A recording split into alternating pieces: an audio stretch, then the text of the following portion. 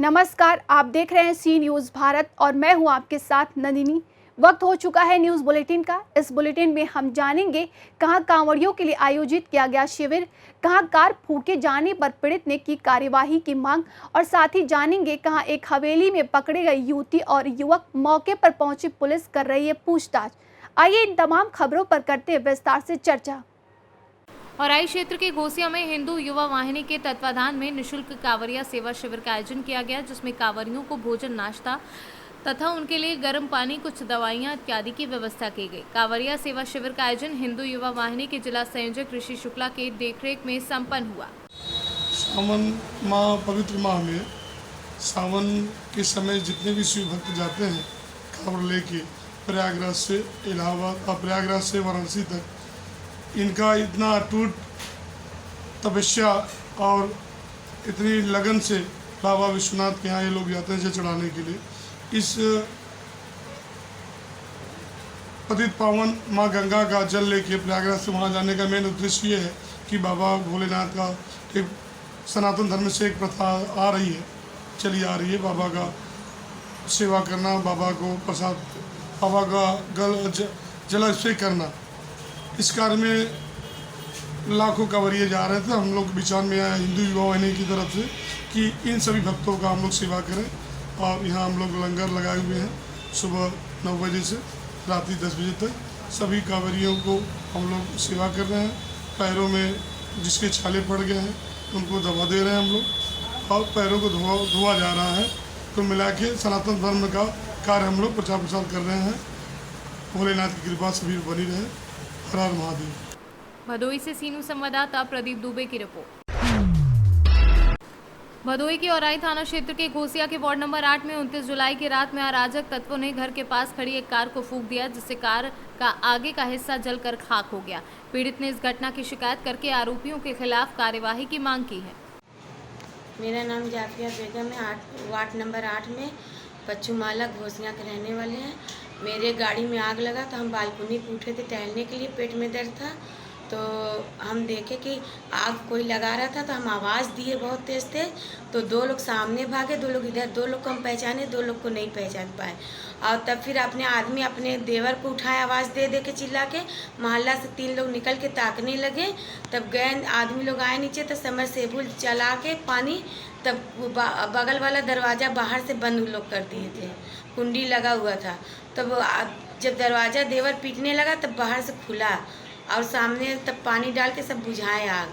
तब हम अपने भाई लोग को बुलाए, जब मोहल्ला में कोई नहीं आया तो पुलिस बोला कि हम रिपोर्ट नहीं लिखेंगे। आया सब किया, हम बोले उससे, पर वो हम लोग का सुनवाई नहीं हो रहा है औराई थाना पे। लोग ये चाहते हैं कि पुलिस आए, कार्रवाई करे और उन लोग को पकड़े जिसको हम देखें, हम पहचान रहे हैं। उन लोग को हम 12 साल से देख रहे हैं, हम लोग उनका चेहरा पहचान गए। 2 लोग को नहीं पहचाने, इसीलिए हम लोग चुप रहते थे। अब पुलिस से बोल रहे हैं, पुलिस हम लोग का सुनवाई नहीं ले रहे हैं, कार्रवाई नहीं कर रहे हैं, बोले नहीं करेंगे। वो लोग 3-4 दफ़े बोल चुके। हम लोग रास्ता आते जाते वो लोग बोलते थे गाड़ी है, गाड़ी फूंक देंगे, गाड़ी फूंक देंगे। आखिर गाड़ी फूंक ही दी हम लोग का, उसी से हम लोग का रोजी रोटी चलता था। उन लोग को देख के एकदम जलन था। बच्चे लोग आते जाते गाली देते थे, छत पे गाली देते थे। हम लोग घर के जेंट्स से नहीं बताते थे कि झगड़ा होगा, कुछ होगा, डर की वजह से हम लोग चुप हो जाते थे। अच्छा, मेरा यही है कि योगी जी, आप पुलिस थाना जिला भदोई के सब लोग मेरा सुनवाई करें, मेरा ज्ञान करें कि वो हमारा आके देखे ताकि करे काम, मेरा लिखवाई करे। भदोई औराई थाना में हम लोग का रिपोर्ट लिखा है। भदोई से सीनू संवाददाता प्रदीप दुबे की रिपोर्ट। जनपद हाथरस के गांव चंदबा क्षेत्र के आगरा अलीगढ़ रोड बाईपास पर एक स्विफ्ट डिजायर गाड़ी तथा एक मैक्स पिकअप गाड़ी आमने सामने की टक्कर में भिड़ंत हो गई, जिसमें 5 व्यक्ति घायल हो गए। गाड़ियों की टक्कर को देख गांव के लोग एकत्रित हो गए। वहीं घटना की सूचना चंदपा पुलिस को दी गई। सूचना मिलते ही पुलिस मौके पर पहुंच गई और आनफान में घायलों को जिला अस्पताल भिजवाया, जहाँ इलाज के दौरान आमीन पुत्र हाफिज खां की मृत्यु हो गई तथा इंद्रेश पुत्र प्रेम सिंह की हालत गंभीर होने के कारण उसको रेफर किया गया है। पुलिस द्वारा अमीन के शव को पोस्टमार्टम हेतु मॉर्चरी भिजवा दिया गया है तथा घायलों के परिजनों को सूचित कर दिया गया है। किस गाड़ी में थे आप? तो कहाँ एक्सीडेंट हुआ? अच्छा, क्या करते हैं आप? तो कहाँ से कहाँ बेचने जा रहे थे? बेचने जा रहे थे। अच्छा, डेली जाते हैं। तो आप मैक्सिमम सवारी थे, बैठ गया। हाथरस से सी न्यूज़ संवाददाता आनंद सिसोदिया की रिपोर्ट। बता दें कि हाथरस सदर कोतवाली क्षेत्र के सर्कुलर रोड पर एक हवेली में पूरी रात नाच गाने और साउंड बजता रहा। पड़ोस के लोगों ने समझा किसी की बर्थडे पार्टी है, लेकिन सुबह जब उस घर से कुछ युवक युवतियां निकले तो मोहल्ले वालों ने सभी को पकड़ लिया, जिससे वहां काफी देर हंगामा होता रहा। लोगों के द्वारा सदर कोतवाली पुलिस को सूचना दे दी गई। पुलिस ने आने से पहले वहीं से 3 युवक वहां से चकमा देकर निकल गए। एक युवती और युवक को मोहल्ले वालों ने मौके से पकड़ कर पुलिस के हवाले कर दिया है। वहीं पुलिस आवश्यक पूछताछ में जुटी है। हाथरस से सी न्यूज़ संवाददाता आनंद सिसोदिया की रिपोर्ट। अगर किसी शिक्षक की सोच ईमानदार हो तो सरकारी स्कूल की दशा ही बदल जाती है और सरकारी स्कूल प्राइवेट स्कूल की तरह नजर आता है। आज हम आपको ऐसे ही स्कूल में लेकर चलेंगे जिसे देखकर आप भी हैरत में पड़ जाएंगे कि ये प्राइवेट स्कूल है या प्राथमिक स्कूल। जी हाँ, देवरिया सदर ब्लॉक के पार्वतीपुर प्राथमिक विद्यालय, जहाँ के हेडमास्टर शत्रुघ्न मणि त्रिपाठी हैं। इनके अथक प्रयास से आज ये स्कूल प्राइवेट स्कूलों को मात दे रहा है। चारों तरफ हरियाली, कमरों में सीसीटीवी कैमरे लगे हैं, शानदार बेंच की व्यवस्था, खेल सामग्री, लाइब्रेरी, शौचालय, पीने के लिए शुद्ध पानी, आरओ की व्यवस्था और अनुशासित क्लास स्कूल की पहचान है। यहाँ के बच्चे अंग्रेजी में बात करते हैं। ये स्कूल अंग्रेजी हिंदी माध्यम स्कूल है। यहाँ के हेडमास्टर ने एक नई दिशा इस स्कूल को दी है, लेकिन सरकारी उदासीनता के चलते पिछले 2 वर्षों में से स्कूल में मात्र एक हेडमास्टर और एक शिक्षा मित्र हैं, जिसके चलते यहाँ कुछ दिक्कत शुरू हो गई है। एक शिक्षक के भरोसे स्कूल कैसे चल सकता है? फिर भी स्कूल में 150 से अधिक बच्चे हैं। जब भी मीडिया की टीम यहाँ पहुँचती है तो नज़ारा शानदार था। पूरे स्कूल में हरियाली थी, सुसज्जित क्लास थे, क्लास में महापुरुषों की तस्वीर लगी हुई है और जिस क्लास में टीचर नहीं थे वहाँ के बच्चों को ट्रेन किया गया था, वह बच्चे खुद पढ़ा रहे थे। इस स्कूल में एक हेडमास्टर और एक शिक्षा मित्र है। यहाँ के एक आदर्श स्कूल है। इस स्कूल को तमाम अवार्ड मिल चुके हैं और ये स्कूल प्राइवेट स्कूलों को मात दे रहा है। वहीं जब हमने कुछ छात्राओं से बात की तो छात्रों ने हमें हैरत में डाल दिया। छात्राओं को शानदार सामान्य ज्ञान का नॉलेज है, वह अंग्रेजी में बात करते हैं और एक छात्र ने पूरे 75 जिले का नाम हमें कुछ ही सेकंड्स में बता दिया। आपकी स्कूल की क्या स्थिति है, कितने बच्चे हैं, अध्यापक हैं, ये बताएं। जी, मेरा नाम शत्रुघ्न मणि त्रिपाठी है। मैं आदर्श प्राथमिक विद्यालय पार्वतीपुर में प्रधान अध्यापक हूँ। वर्तमान समय में इस विद्यालय की छात्र संख्या 141 की है और एक प्रधान अध्यापक और एक शिक्षा मित्र के भरोसे ही विद्यालय चल रहा है। कितने शिक्षक की आवश्यकता है? इस समय हमको कम से कम 4 शिक्षक और चाहिए। सबसे बड़ी दिक्कत ये हो गई है कि अभिभावक अपने बच्चों को अन्यत्र दूसरे विद्यालयों में नामांकित करा रहे हैं, जिसके लिए मैं कई बार अभिभावकों से संपर्क भी किया, लेकिन उनका कहना ये है कि अगर आपके वहाँ अध्यापक की कमी है तो हम लोगों के बच्चों की पढ़ाई ठीक से नहीं हो पाएगी और इस कारण हम वो अपने बच्चों को प्राइवेट विद्यालय में भेजेंगे। बच्चे आप खुद पढ़ा रहे हैं? आप जी, बच्चे यहाँ पे खुद पढ़ा रहे हैं? आप यहाँ पे अकेले रहने की वजह से हर क्लास में हम जा नहीं सकते हैं और बच्चों को अटेंड किया गया है। अन्य कक्षाओं में बच्चे स्वतः अपने खुद पढ़ते हैं और समय समय से हम लोग अपना जाके उनको गाइड करते रहते हैं। इस स्कूल को कई जिलाधिकारियों ने गोद ले चुका है जी, उसके बावजूद ये स्थिति है। जी सर, इसकी सूचना खंड शिक्षा अधिकारी जी के माध्यम से DSS साहब को भी दी गई है।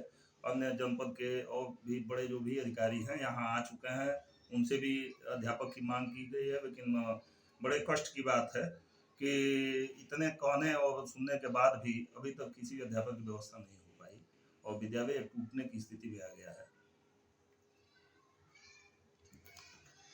आदर्श प्राथमिक विद्यालय पार्वतीपुर एक स्कूल है जहाँ पे शिक्षक का अभाव है, तो क्या शिक्षक के अभाव के बारे में आप बताना चाहेंगे? जी बताएं। नहीं, पिछली भर्तियां जो हुई थी उसमें तो तमाम विद्यालयों में अध्यापक भेजे गए थे। अभी भी कुछ हमारे विद्यालय हैं ऐसे जहां पर अध्यापकों की आवश्यकता है, बच्चे ज़्यादा हैं, उस अनुपात में अध्यापक नहीं है। अभी 27 तारीख को शासनादेश जारी हुआ है जिसमें अध्यापकों के स्थानांतरण और समायोजन के लिए निर्देश दिए गए हैं। उसमें जो सरप्लस वाले जो विद्यालय हैं वहाँ से शिक्षकों को हटाकर जहाँ आवश्यकता है विद्यालय में वहाँ पर भेजे जाएंगे। उसी शासनादेश के क्रम में उस विद्यालय में भी अध्यापकों की पूर्ति की जाएगी। सर, आदर्श पार्वतीपुर एक आदर्श विद्यालय है जनपद का, तमाम अवार्ड उसको मिल चुके हैं। तो ऐसे स्कूल के साथ इस तरह का भेदभाव कैसे हो गया? यहाँ एक ही शिक्षक मजबूर है पढ़ाने के लिए। नहीं, वहाँ पर अब ऐसा कुछ नहीं होगा। अब जो भी वहाँ पर वांछित हैं, जितने शिक्षक की ज़रूरत है उतने भेजे जाएंगे और सारी व्यवस्था वहाँ विद्यालय में सही हो जाएगी। ठीक है सर, धन्यवाद। देवरिया से सीनू संवाददाता ज्ञानेंद्र नाथ मिश्रा की रिपोर्ट। नशा मुक्त भारत अभियान के तहत दतिया जिला पूरे देश में अव्वल रहने एवं उत्कृष्ट कार्य करने के लिए चंडीगढ़ में केंद्रीय गृह मंत्री अमित शाह ने वर्ष 2020-21 के लिए कलेक्टर संजय कुमार एवं जिला पंचायत के मुख्य कार्यपालन अधिकारी कमलेश भार्गव को सम्मानित किया। भारत सरकार के सामाजिक न्याय और अधिकारिता मंत्रालय द्वारा दिए जाने वाले पुरस्कार के दौरान केंद्रीय सामाजिक न्याय मंत्री वीरेंद्र खटीक, हरियाणा के राज्यपाल बंडारू दत्तात्रेय, पंजाब के मुख्यमंत्री भगवंत मान, हरियाणा के मुख्यमंत्री मोहन लाल खट्टर सहित जनप्रतिनिधि एवं विभिन्न जिलों से आए अधिकारीगण उपस्थित थे।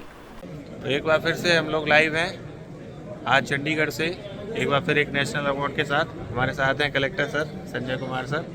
सर दूसरा अवार्ड मिला है दतिया को, सर क्या कुछ कहना चाहेंगे सर? निश्चित तौर से जिला दतिया के लिए गौरव का विषय, बहुत ही हर्षित हैं हम लोग, बहुत ही खुश हैं। निश्चित तौर से जिला दतिया के लिए गौरव का विषय, बहुत ही हर्षित हैं हम लोग, बहुत ही खुश हैं। हमारे साथ हमारी पूरी टीम है जो हमारे साथ ज़िले में कोई भी जो हम लोग काम हाथ में लेते हैं उसको मिशन मोड में करते हैं और तभी ये उपलब्धि इस प्रकार की हासिल होती है। निश्चित तौर से अब दतिया परफॉर्मिंग रास्ते पे चल पड़ा है और एक के बाद एक उपलब्धि हम लोग हासिल कर रहे हैं। मैं इस अवसर पे पूरे दतिया के ज़िले वासियों को बधाई अर्पित करना चाहता हूँ और सभी से आग्रह करता हूँ, सभी दतिया के प्रत्येक नागरिकों से, कि ये नशा जो है वो बर्बादी का जड़ है।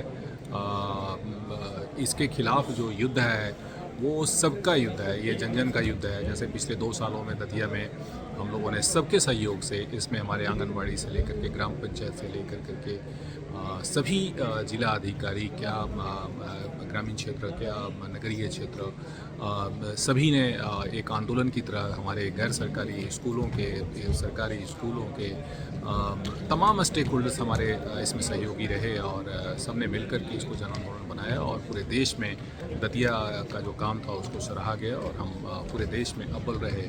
ये दतिया के लिए गौरवशाली दिन है। सबको बहुत बहुत बधाई और ढेर सारी शुभकामनाएं और हम आशा करते हैं कि हम किसी प्रकार से अब जो दतिया है बढ़ता दतिया के मार्ग पे हमेशा आगे चलता रहेगा। सबको बहुत बहुत बधाई, धन्यवाद। दतिया से सीनू संवाददाता नितिन दांत्रे की रिपोर्ट। जिला हाथरस में झोलाछाप डॉक्टर की वजह से हुई मौतों के बाद जागा प्रशासन और स्वास्थ्य विभाग लगातार अवैध क्लिनिक झोलाछाप डॉक्टरों पर कार्यवाही कर रहा है। इसी कड़ी में जिला हाथरस के सासनी में MOIC डॉक्टर दलवीर सिंह के द्वारा झोलाछाप डॉक्टरों पर ताबड़तोड़ कार्यवाही की गई, जहां 4 झोलाछाप डॉक्टरों पर छापा मारा, जिसमें 3 डॉक्टरों को नोटिस दिया गया। वहीं एक डॉक्टर की क्लिनिक पर नोटिस चस्पा कर दिया गया है। मैं डॉक्टर दलवीर सिंह, चिकित्सा अधीक्षक सामुदायिक स्वास्थ्य केंद्र सासनी। सर, ये जो कार्रवाई चल रही है लगातार स्वास्थ्य विभाग की तरफ से पूरे जिले भर में, जो अवैध जो हॉस्पिटल्स हैं, जो झोलाछाप डॉक्टर्स हैं, उन पर कार्रवाई की जा रही है। आप भी कार्रवाई कर रहे हैं, कितने डॉक्टरों को आपने कार्रवाई? सुबह से मैं 3 जो अनाधिकृत या अपंजीकृत चिकित्सक क्लिनिक और मेडिकल संचालित करते हुए मिले हैं उनको नोटिस दे चुका हूँ। मंडे को उनके पेपर मंगाए हैं, जो भी अगर वैध पेपर हैं तो उनके खिलाफ अग्रिम कार्रवाई नहीं की जाएगी और अगर अवैध मिले तो उन सभी के खिलाफ FIR कर अग्रिम कार्रवाई की जाएगी। क्या सर ये कार्रवाई आगे भी लगातार जारी रहेगी? बिल्कुल रहेगी। परसों DM साहब ने मीटिंग में साफ कहा है, CMO साहब का ऑफिशियल लेटर है कि मेरे क्षेत्र में कोई भी मिलेगा अपंजीकृत झोलाछाप अनरजिस्टर्ड डॉक्टर, अगर मैं उसको बंद नहीं कराता हूं तो पूरी जिम्मेवारी उन्होंने मेरे ऊपर डाली है। हाथरस से सीनियर संवाददाता आनंद सिसोदिया की रिपोर्ट। कासगंज पुलिस अधीक्षक BBGTS मूर्ति द्वारा श्रावण मास में आने वाले श्रद्धालुओं व कांवड़ियों की सुरक्षा व्यवस्था के दृष्टिगत थाना सोरू क्षेत्र अंतर्गत लहरा घाट का निरीक्षण किया। इस दौरान 3-4 दिन से हो रही बारिश के कारण बढ़े हुए जल स्तर को ध्यान में रखते हुए पुलिस अधीक्षक ने स्वयं ट्रैक्टर पर बैठकर रूट व्यवस्था का निरीक्षण किया व बोट पर बैठकर बढ़े हुए जल स्तर का भी जायजा लिया। इसके साथ ही श्रद्धालुओं की सुरक्षा को ध्यान में रखते हुए ड्रोन से सुरक्षा व्यवस्था की निगरानी ली। आपके द्वारा लहरा घाट का निरीक्षण किया गया, क्या कहेंगे सर? देखिए, आप जानते हैं कि पिछले 3-4 दिन से बड़ी मात्रा में बारिश हो रही है। तो जो हमारे महत्वपूर्ण घाट है लहरा घाट, तो उसके लिए जो रूट है एक बार उसका जायज़ा लेना ज़रूरत थी और पानी भर गई थी। तो इसमें जो है इस रूट पर फ़िलहाल तो अभी पैदल कावड़ियों जो है पैदल आ सकते हैं और बाइक पे भी आ सकते हैं। बाकी अन्य जो सामान्य वाहन है जो 4 व्हीलर वो आने की संभावना थोड़ा नहीं दिख रही। तो इसलिए हमने एक बार ट्रैक्टर से आके इसका जायज़ा लेने का कोशिश किया। अभी फ़िलहाल हम ट्रैक्टर पे ही है और जो व्यवस्था है पूरा हमने पहले से ही होमवर्क कर चुके हैं।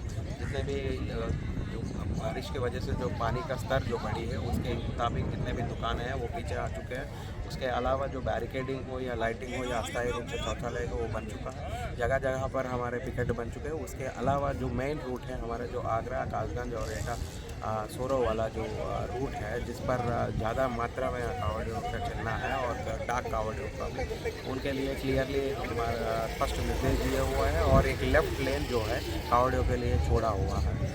एक बाकी ट्रैफिक एक ही लेन पे चल रहा है और जहाँ जहाँ पर डिवाइडर नहीं है वहाँ पर प्रशासन के सहयोग से हम लोग एक लेफ़्ट लेन भी बनवा चुके हैं जहाँ जहाँ बन सकती है और हम लगातार भ्रमणशील हैं। उसके अलावा 6 अतिरिक्त टीम भी हम लोगों ने बनाया, जो वाहन के टीम जो सुबह शाम लगातार इस रूट पर भ्रमणशील होकर लोगों का कावड़ियों का समस्या सुनेंगे, अगर वो उसका समाधान भी करेंगे। उसके अलावा जो जहाँ जहाँ थानों के स्तर पर भी हम लोगों ने हर 2 घंटे के लिए टीम बनाया है जो लगातार भ्रमणशील होकर मतलब इस रूट को हमेशा के लिए सुरक्षित करेंगे। ये फ़िलहाल हम तैयार हैं और कावड़ियों के श्रद्धालु जितने भी हैं उनको कुछ समस्या ना आए उसके लिए पूरी फोर्स जो है पुलिस, कासगंज पुलिस तत्पर है और इसमें हम लोग लगातार कार्रवाई कर रहे हैं। उसके अलावा जो हमारे डाक कावड़ आ रहे हैं उनमें हम देखते हैं कि थोड़ा उनको समझा बुझाकर हम ये कह रहे हैं कि नियमित रूप से जो है जो साउंड सिस्टम होता है उसको कम करें, नियमित रूप से चलाएं क्योंकि वो सिटी लिमिट से पहुँच चुका है। उसके अलावा एक उनका तेज़ी भी एक समस्या है, उसको भी हम समझा बुझाकर उनको थोड़ा सा नॉर्मल मतलब 60 किलोमीटर स्पीड पे जाने के लिए हम लोग उनको समझा बुझाकर चला रहे हैं। वो भी मान रहे हैं और सभी श्रद्धालुओं को हमने हमारे तरफ से श्रावण मेला का बहुत बहुत शुभकामनाएं और हरियाली तीज का बहुत बहुत शुभकामनाएं। कासगंज से सीनियर संवाददाता मानपाल यादव की रिपोर्ट।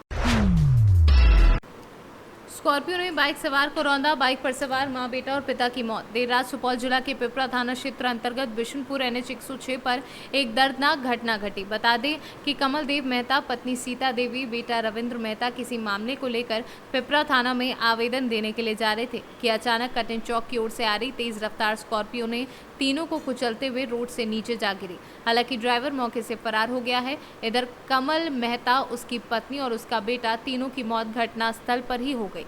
वहीं इसकी सूचना मिलते ही पिपरा पुलिस घटनास्थल पर पहुंची और शव को अपने कब्जे में लेकर आगे की कार्यवाही में जुट गई है। सर यहाँ पे मामला यही हुआ कि गांव से ही लोग जा रहा था पिपरा, रास्ते में बिशनपुर के पास जो है ना स्कॉर्पियो वाला अनियंत्रित होकर के जो है उसको जो है तीनों को मारा ठोकर मोटरसाइकिल में, तीनों स्पॉट डेथ। किधर से स्कॉर्पियो आ रही थी? पिपरा से महेशपुर की तरफ जा रही है। ये लोग किधर से जा रहे थे? ये लोग महेशपुर से पिपरा तरफ जा रहे थे। कितना आदमी सवार थे बाइक पे?